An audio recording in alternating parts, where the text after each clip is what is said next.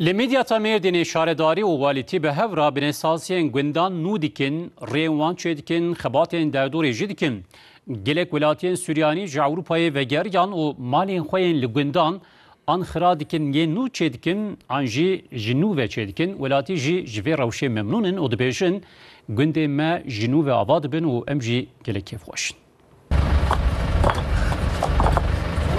Li Midyada Mêrdînê şaredarî û walîtî bi hev re binesaziya gundan nû dikin, riyên wan çêdikin û xebatên derdorê jî dikin. Şaredar Vêsî Şahîn xebatên li gel welatiyan li Qadê teqîb dike. Çok tarihi, kadim bir köy. Talimata birê serokkomarê me heye, ji me re gotiye hûnê bi her tiştî welatiyên Suryanî re yek bi yek eleqedar bibin. Em jî ya ji destê me tê dikin, em binesaziya gundan nû dikin, reyên wan çêdikin, xebatên derdorê dikin. Welatiyên Suryanî jî vedigerin gundan, malên xwe yan xira dikin, li şûna wan yên nû çêdikin yan jî nû dikin. Bila bi dilekê rehet vegerin, em wek şaredarî çi hewce be hazirin. Piştî xebatan gund gelek xweş bû. Welatiyên Suryanî vegeriyan û ji xwe malên nû çêkirin. Arkadaşlarla, dostlarla, köylülerimizle.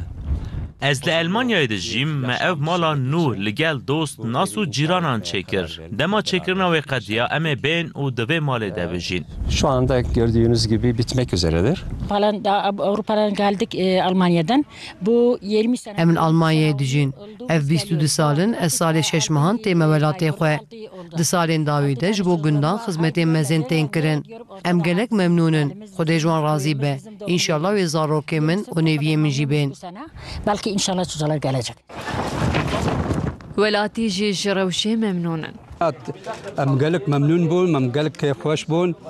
Got tiştê çêkirin jî sihet xweş melewa ava. Wem kêfxweşin yanî vêka hatina û gundê me jî ki hemû toz û çamûr bû. Sağ bê başkanê me ji me parke kirin, yol çalışması asfalta me jî dokmuş kirine. Welatî dibêjin ferq û cudahiyên me dewlemendiya me ye û çiqas veger zêde be dê herêma me ew xwastxweş û geş bibe. Gund xweş dibe yanî halo da asfaltê me çêbûn. û nava gund jî parka bû hêdî hêdî çê dibe.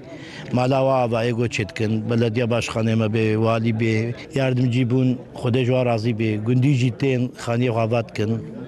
Ê tamîr dike. Ê got nû çê dike. Yanî gund hêdî hêdî berpixweşbûnê diçe. Bi saya xizmetan koçe û kolanên gundan gelek xweş dibin. Li müzeye